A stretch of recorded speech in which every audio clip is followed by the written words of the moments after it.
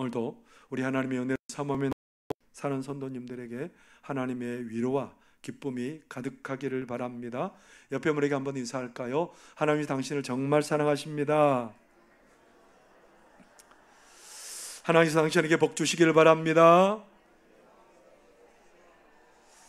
하나님이 당신을 지키시기를 바랍니다. 하나님이 당신에게 평강 주시기 바랍니다. 그렇게 되기를 바랍니다. 대위임령이라는 말이 있습니다. 위임령이라는 말에 대자를 붙인 거죠. 대자를 붙였다는 말은 무슨 말입니까? 크다, 중요하다, 그런 말입니다. 위임했다는 말은 무슨 말이에요? 우리 하나님, 우리 예수님께서 십자가에 죽으시고 부활하시고 승천하시기 전에 제자들에게 하신 마지막 명령이 뭐예요? 위임해서 하신 명령이 뭘까요? 그 명령으로 말미암아 제자들은 우리가 앞으로 어떤 삶의 방향을 가지고 살아가야 될 것인가를 알게 된 거지요. 그 예수님께서 그렇게 주신 그 명령이 뭘까요? 마태복음 28장 18절에서 20절까지 말씀이지요. 같이 한번 읽겠습니다. 시작. 예수께서 나와 말씀하여 이르시되 하늘과 땅의 모든 권세를 내게 주셨으니 그러므로 너희는 가서 모든 민족을 제자로 삼아 아버지와 아들과 성령의 이름으로 세례를 베풀고 내가 너희에게 분부한 모든 것을 가르쳐 지키게 하라. 볼지어다 내가 세상 끝날까지 너희와 항상 함께 있으리라 하시니라. 뭐 하라는 겁니까?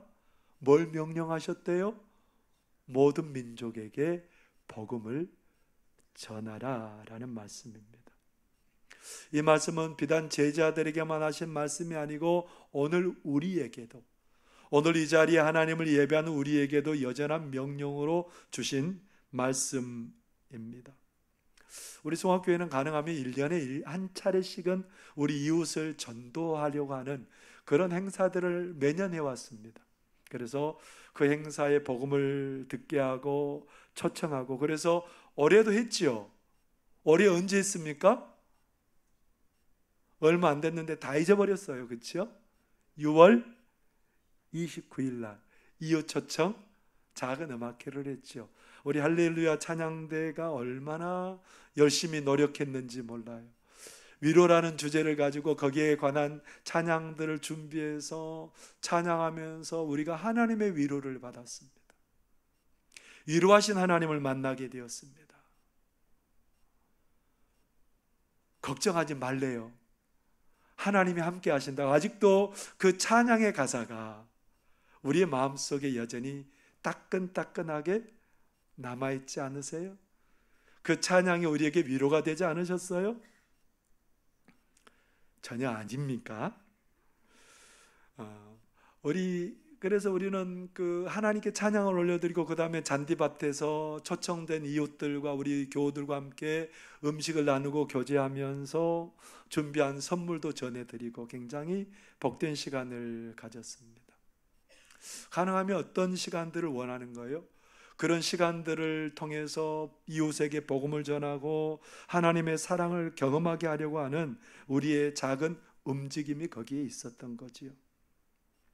그리고 또 하나 우리가 경륜으로 하는 게 있죠. 그게 뭔 줄 아세요?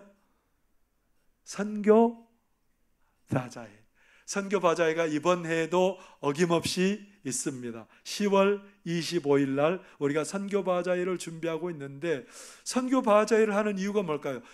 그야말로 선교 바자회예요. 내년에 있을 단기 선교 재정적인 것들을 우리가 준비하는 의미도 있지만 또 다른 의미는 뭘까요?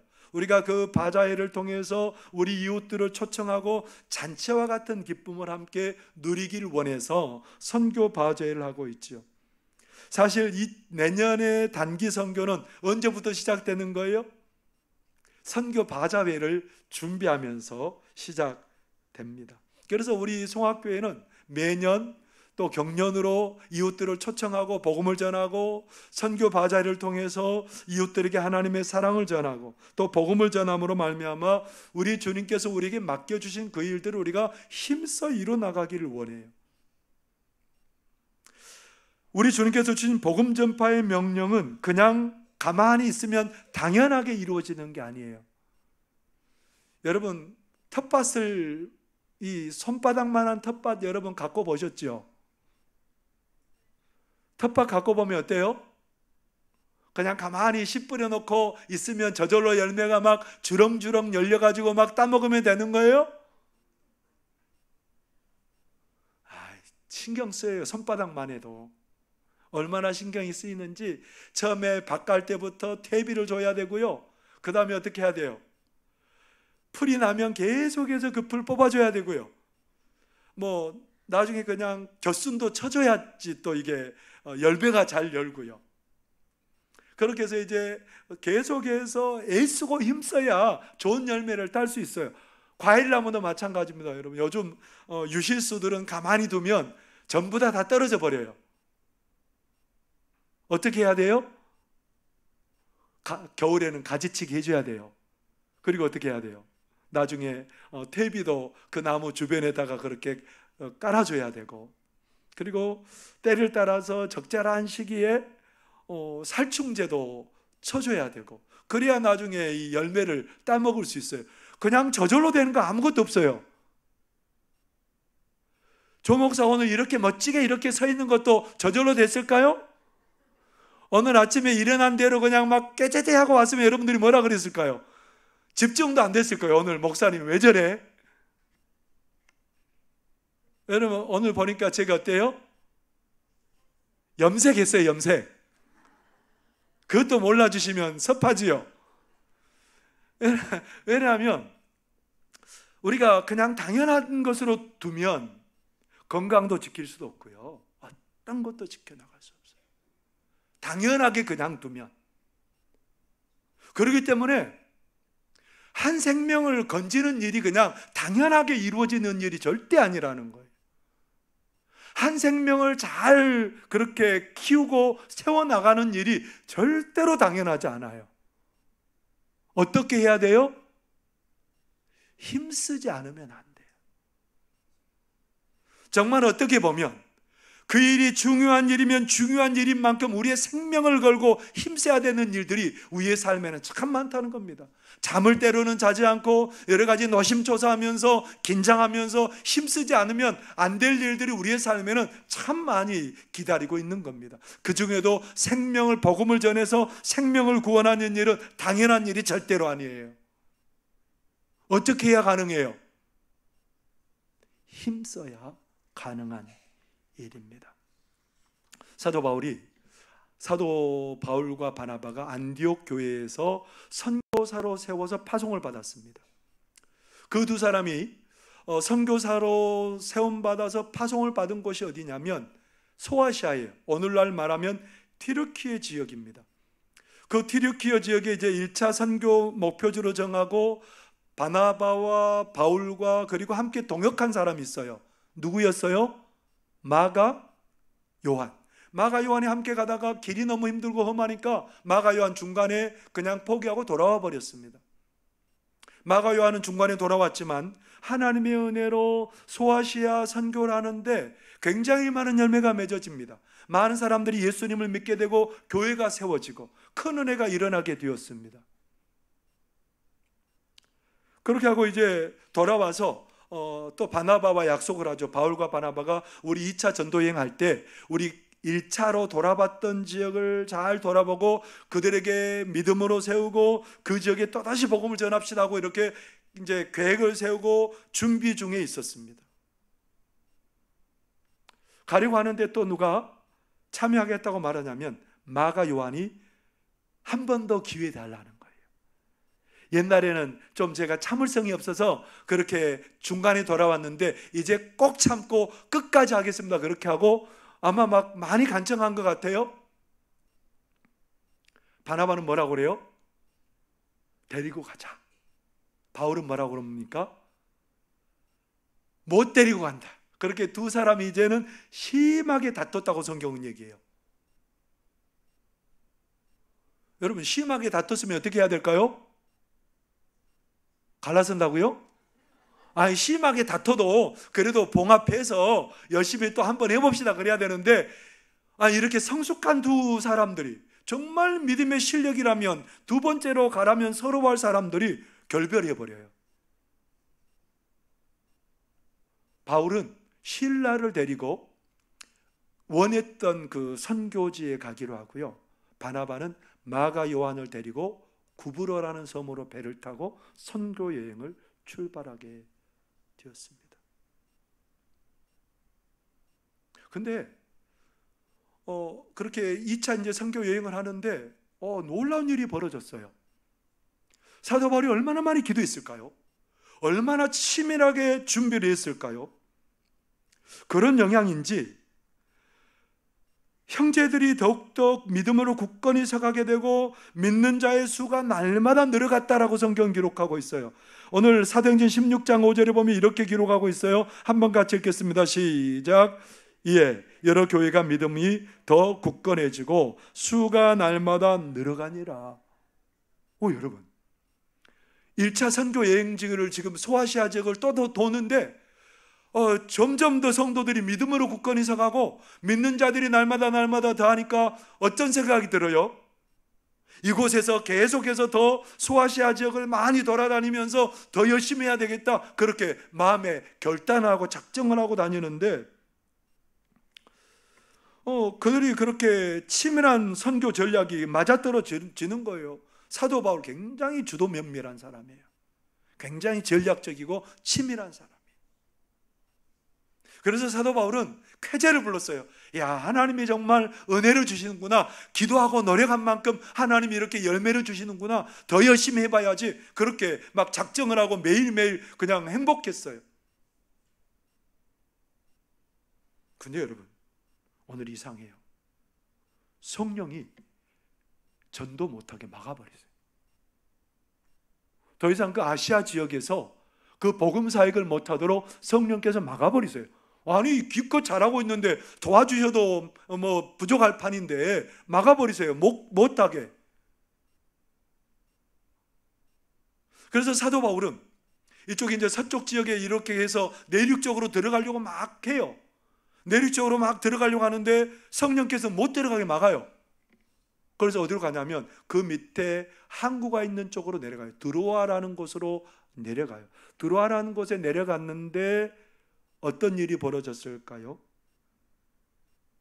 환상 중에 마게도냐 사람이 서가지고 그곳으로, 소아시아 지역하고는 다른 지역이에요.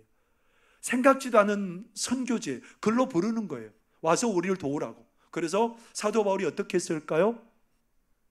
당연히 소아시아로 가야 되는데 하나님의 뜻을 깨닫고는 그쪽으로 가려고 힘썼다고 말해요. 내 심정적으로는 어디를 가고 싶어요?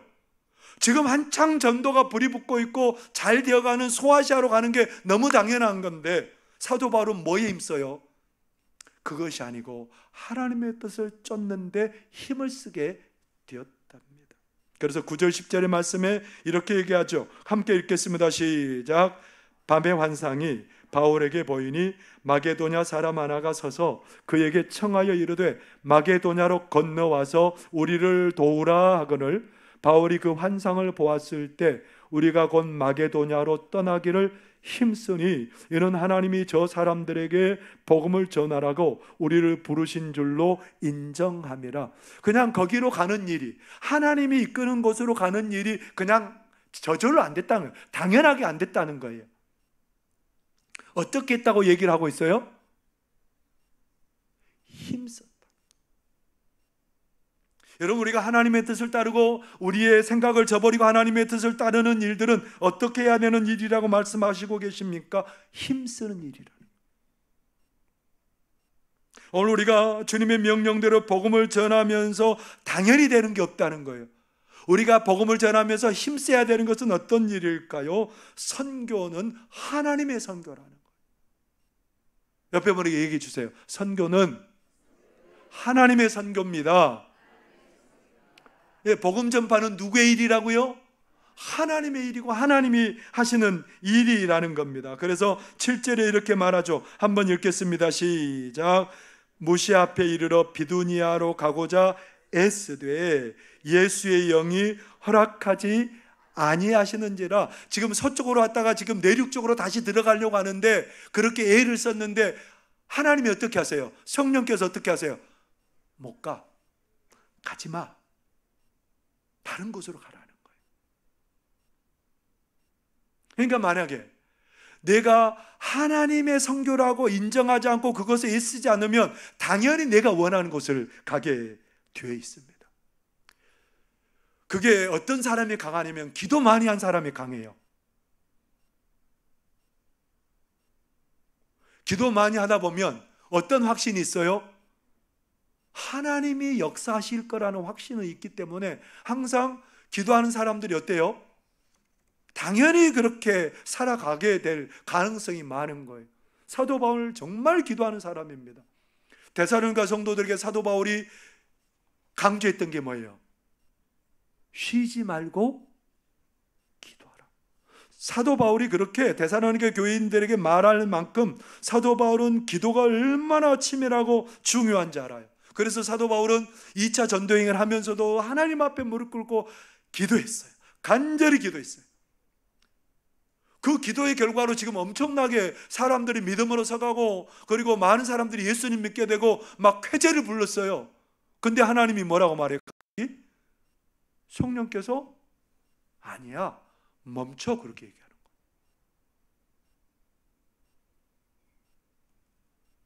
거예요. 여러분, 선교는 누구의 선교라고요? 하나님의 선교. 내 마음대로 하는 게 선교가 아니에요. 그러나 우리가 단기 선교를 준비하면서 정말 중요한 것들은 뭐예요? 철저해야 된다는 거예요. 철저해야 된다. 우리가 선교지를 정하고 그 선교지를 준비하면서 뭘 먼저 이해를 해야 돼요? 그 지역의 문화가 뭔지 이해를 해야 돼요. 그 사람들이 마음을 상하게 하면 절대 복음 전할 수 없어요. 먼저는 뭘 알아야 돼요? 문화를 알아야 되고 그 사람들이 사용하는 언어에 대해서 어느 정도 조금은 익숙해질 정도로 언어 훈련도 해야 돼요. 그리고 뭐 또 해야 될까요?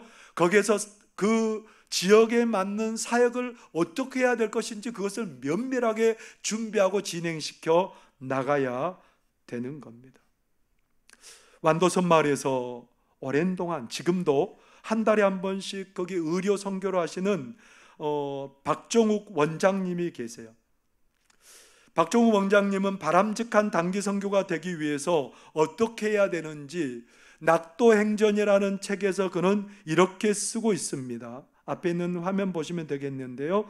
첫째는 많은 인력과 비용을 들여 방문하기 전에 리서치를 통해 충실한 마스터 플랜을 가지고 선교지로 향해야 한다는 것이다.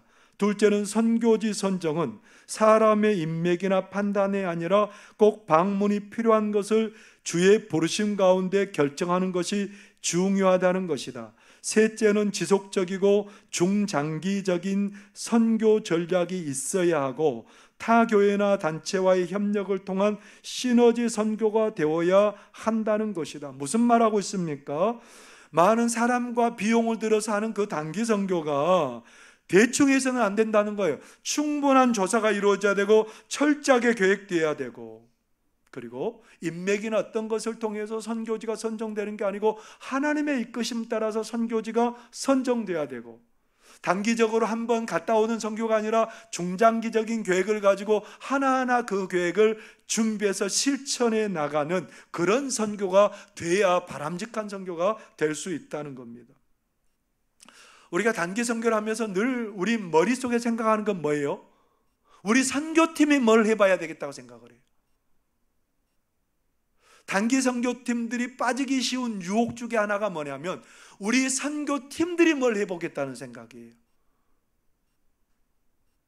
그런 유혹을 받기가 쉬워요.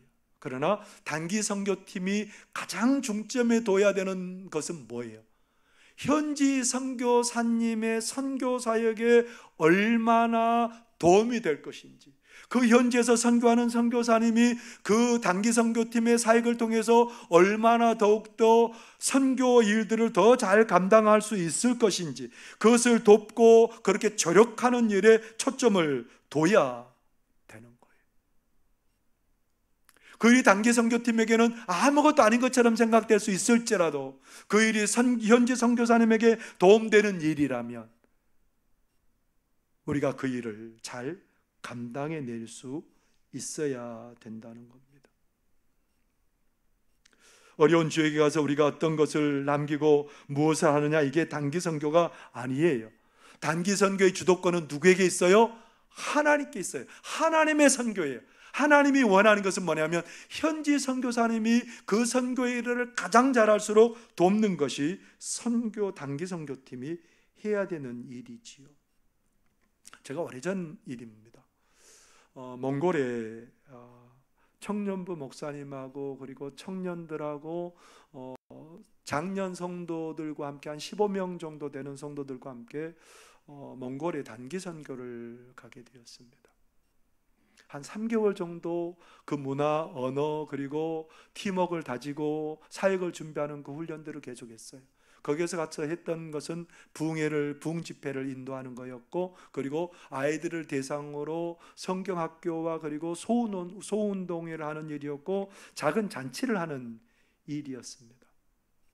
철저히 준비했어요. 정말 열심히 준비했습니다. 그리고 가서 이제 첫날 몽골에 가서 제일 처음 했던 사역은 뭐냐면 학교 강당을 빌려서 어둡게 하고 그곳에서 주민들을 초청해서 예수님에 관한 영화를 보는 일이었어요. 잘 준비해 갔습니다. 다 모든 것들을 준비해 놓고 딱 영상을 틀려고 하는 순간 안 되는 거예요. 어떻게 해야 될까요? 막 기를 써가지고 나와라 여러분, 그런 게 아니고 그거 딱 접었어요. 왜냐하면 하나님의 이끄심이 있다는 생각을 했어요. 그래서 모든 팀원들을 데리고 그 마을이 보는 높은 산에 올라가서 하나님의 도우심을 구했어요. 하나님 도와주세요. 하나님을 바라보기 시작했어요. 그러니까 너무 열심히 준비했으니까 그대로 그냥 당연하게 될 거라고 생각했어요. 여러분, 당연하잖아요. 너무 열심히 준비했으니까. 열심히 기도하고 열심히 준비했으니까 당연히 잘 될 거라고 생각했어요. 그런데 처음부터 어때요? 꼬였어요. 누구 바라보라고요? 누구 바라보라고요? 하나님 의지하고 하나님 바라보라고요. 선교는 항상 우리가 힘써야 되는 것은 누구의 선교예요? 하나님의 선교예요. 그때부터 하나님께 무릎 꿇기 시작해요. 하나님을 바라보기 시작해요. 하나님께 민감하게 반응하기 시작해요. 그러면서 매일 저녁 부흥회 인도하고, 그리고 낮에는 아이들을 성경학교하고 소운동회 진행하고 잔치도 진행하면서 굉장히 그런 의미 있는 그런 시간들을 보내게 되었습니다. 여러분, 단기 선교의 목적은 선교팀이 뭘 하는 게 아니에요. 단기 선교의 목적은 철저히 하나님의 주도권을 고백하고 그 하나님의 인도하심 따라 쓰임 받는 거예요. 어떤 성도들은 아니 해외에 우리가 갈 필요가 있냐, 우리 한국 교회에도 어려운 교회들이 많은데 그런 교회를 도와야 되지 않냐, 어려운 지역을 섬기는 게 오히려 의미 있는 일 아니냐, 그런 생각들을 갖고 계신 우리 성도님들도 있습니다. 그런 의견들도 나중에 수렴해서 당연히 또 그런 방향이 하나님이 이끄시는 방향이면 우리가 그것들을 정책당회를 통해서 준비를 해서 그 사역을 감당해 나가야 되겠죠. 이런 사역도 정말 필요합니다. 왜 필요하냐면 통계에 의하면 우리 한국의 절반 정도 되는 교회가 30명 성도들이 30명 이하인 교회예요. 41%가 성도들이 30명 이하인 교회라는 거예요. 그러면 농어촌 교회들은 어떨까요? 농어촌 교회들은 대부분 젊은 사람들이 떠나고 연로하신 사람들이 있고 그렇게 30명 이하의 사람들로 그렇게 어렵게 힘겹게 목회를 하고 있는 사람들이 많아요. 그런 곳에 가서 뭐가 필요할까요? 거기에 현재 있는 목사님에게 힘을 주고 그 사역을 잘 감당할 수 있도록 그렇게 돕는 일들이 바로 그 지역에 그렇게 봉사활동을 하는 일입니다. 여수에 있는 어떤 교회가요, 남원에 있는 좀 시골 교회죠. 남원에 있는 시골 지역에 이제 목사님이 새롭게 부임을 했는데, 그 목사님을 돕기 위해서 그런 봉사팀을 파송한 거예요. 그 봉사팀이 가서 뭘 했을까요? 봉사팀이 가서 임의용 봉사도 하고, 그리고 농촌 일손 돕기도 하고, 의료 섬김도 하고, 그리고 뭐 또 했을까요? 마을 길도 이렇게 잘 청소하고 그런 일들을 했답니다. 그 목사님이, 거기에 부임한 지 얼마 안 된 목사님이 그런 봉사와 섬김을 통해서 굉장히 많이 위로가 되고 힘이 되었답니다. 여러분, 우리가 그런 일들도 해야 되지요. 그런데 가장 중요한 것은 단기 선교나 농어촌 봉사 활동을 하는 이것은 자기들의 일을 이루는 게 아니에요. 자기의 일을 하는 게 아니에요. 항상 누구 중심이 돼야 돼요? 현지 선교사님과 그리고 현지 목회자들이 목회를 잘하고 선교 활동을 잘할 수 있도록 돕는 것이로 선교팀이 해야 될 일이라는 겁니다. 그런데 우리는 자꾸 뭐에 사로잡혀요? 내가 가서 뭘 해야지, 내가 어떤 것을 해야지, 여기에 사로잡히면 안 된다는 겁니다. 우리는 내년에 이제 필리핀에 단기 선교팀을 이루어서 선교를 하게 될 겁니다. 잠정적으로 그런 생각을 하고 있습니다. 필리핀 열방교회에서 우리가 내년에도 그렇게 함께 사역을 하게 될 텐데, 그 교회에서 먼 지역에 가서 잔치도 하고 아이들을 향한 성경학교와 소운동회도 하고, 그렇게 해서 결국은 그 지역에 나중에는 교회를 세우는 일이에요. 지금 열방교회에도 현지 전도사님들이 계세요. 그리고 그 지역에도 신학교가 있어요. 그런데 교회가 없는 무교회 지역에 교회를 세워서 현지 목사님을 파송하는 데 드는 비용이 얼마나 될까요? 30만 원이에요. 30만 원을 후원을 하면 그 현지 선교사님, 현지 목사님이 그 지역을 온 힘을 다해서 생활에 대한 걱정 없이 전념해서 선교할 수 있는, 복음을 전할 수 있는 그런 여건이 된답니다. 그래서 어떤 우리가 하는 단기 선교는 그냥 어려운 지역에 가서 뭔가를 하는 게 아니에요. 내가 원하는 것을 행하는 게 아니에요. 오히려 그런 단기 선교를 통해서 중장기적인 계획을 가지고 그렇게 해서 한 지역을 세워나가는 선교가 돼야 된다는 거예요. 이곳저곳으로 자꾸 옮겨가는 선교가 아니고 장기적인 그런 계획들을 가지고 한 지역을 세워나가는 그 일들을 계속해서 해나가는 게 하나님이 원하시고 바람직한 선교 방향이라고 할 수 있습니다. 그렇기 때문에 우리는 항상 뭐에 힘써야 되는 거예요? 선교는 누구의 선교예요? 하나님의 선교예요. 하나님이 원하는 것들을 이뤄가는 선교예요. 현지 선교사님과 그리고 현지 지역에 있는 목회자를 돕는 그런 선교여야, 이게 봉사여야 하나님이 기뻐하는 그런 섬김이 될 수 있습니다. 그리고 단기 선교나 국내 봉사 활동을 통해서 우리가 힘써야 하는 것은 영적으로 성장하고 믿음 가운데 자라가야 된다는 겁니다. 여러분, 우리가 성장하는 것 저절로 되는 게 아니잖아요. 오늘 16장 1절 2절 말씀 한번 볼까요? 16장 1절 2절 함께 읽겠습니다. 시작. 바울이 더베와 루스드라에도 이름에 거기 디모데라 하는 제자가 있으니 그 어머니는 믿는 유대 여자요 아버지는 헬라인이라. 디모데는 루스드라와 이고니온에 있는 형제들에게 칭찬받는 자니. 여기에 누가 나와요? 디모데라는 이름이 나옵니다. 디모데는 엄마하고 외할머니가 유대인이었어요. 근데 아버지는 어떤 사람이에요? 헬라인이에요. 아버지는 이방인이에요. 그러니까 이 디모데는 어머니하고 외할머니가 유대인이지만 아버지가 헬라인이고 헬라 문화권에서 사는 사람이에요. 이방을 섬기고 하나님과는 관계가 없는 그런 지역 가운데 살아가기 때문에 참 믿음 생활하기가 힘들었을 거예요. 유대인으로 하나님을 섬긴다고는 하지만 어려웠을 거예요. 그런 그가 누구와 동역하게 돼요? 바울과 실라와 함께 동역하게 돼요. 그러면서 점점 디모데가 그런 함께 동역을 하면서 얼마나 엄청난 일들을 보게 돼요. 하나님이 그 선교 현장 가운데 역사하시는 역사를 보게 되고, 하나님께서 그 복음을 통해서 그들을 자유케 하고 치유하는 그런 현장들을 보다 보니까 어때요? 점점 믿음이 자라가 돼요. 영적인 안목이 새롭게 튀어지게 돼요. 그래서 어떻게 됐을까요? 나중에 디모데는 에베소 지역의 목회자로 세움을 받아요. 에베소 지역이 목회하기가 너무너무 힘든 곳인 거 우리가 잘 알잖아요. 아데미 우상이 있고, 그리고 그곳에는 우상을 통해서 생계를 유지하는 사람들이 많고, 마술을 하는 사람들이 너무너무 많아서 목회하기는 정말 어려운 곳이에요. 근데 그 디모데가 왜 그곳에서 목회를 감당할 수 있었을까요? 선교에 동역하고 함으로 말미암아 점점점 영적으로 자라났기 때문에 그렇습니다. 성장했기 때문에 가능해요. 여러분, 하나님께서 우리가 단기 선교나 봉사 활동을 통해서 우리가 자꾸 믿음 안에서 자라가도록 도우십니다. 오늘 사도행전을 기록한 누가는 누굴까요? 이 사도행전을 기록한 누가는 디모데보다 나중에 사도 바울과 그리고 신라의 그 팀에 동역하게 돼요. 아마 드로아에서부터 그랬을 것이다라고 생각하는 그런 학자들이 많아요. 16장 11절에 보면 우리가 라고 그게 바뀌어져요. 단어가 바뀌어져요.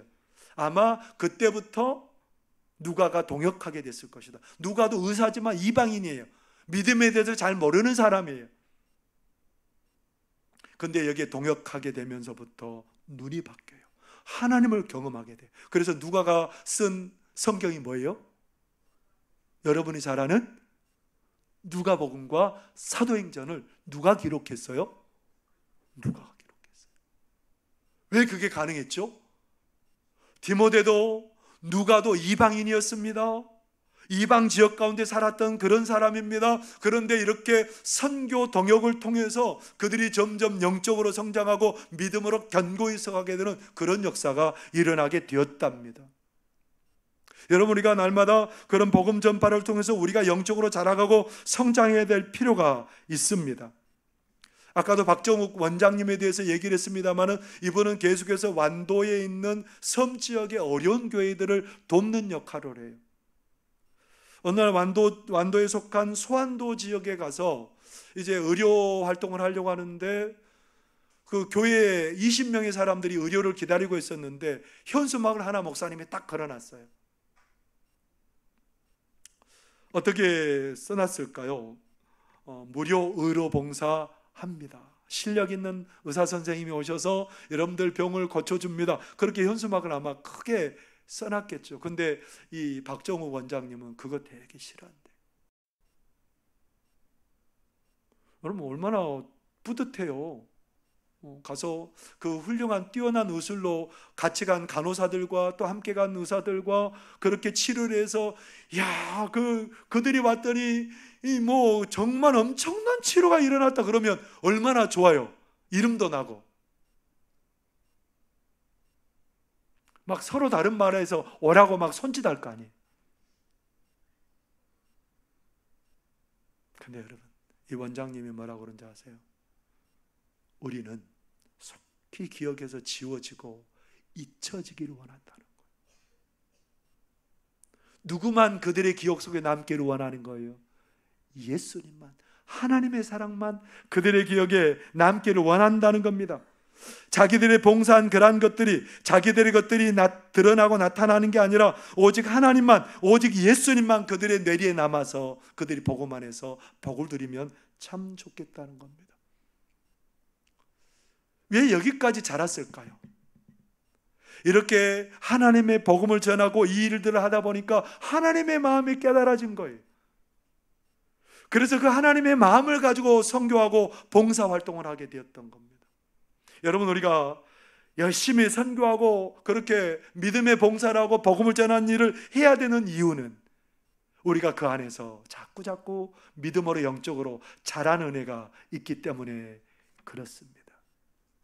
우리 주님은 오늘도 우리에게 명령하셨습니다. 복음을 전하라고. 어디까지요? 땅끝까지 이르러 내 증인 되라고 분명히 말씀하십니다. 이 명령에 애써서 따라갈 때에 놀라운 은혜 경험하게 될 줄 믿습니다. 그 선교의 주인이 하나님인 것을 고백하게 될 것이고, 그 안에서 우리가 믿음으로 날마다 자라나는 복을 누리고 경험하게 될 줄 믿습니다. 여러분을 초대합니다.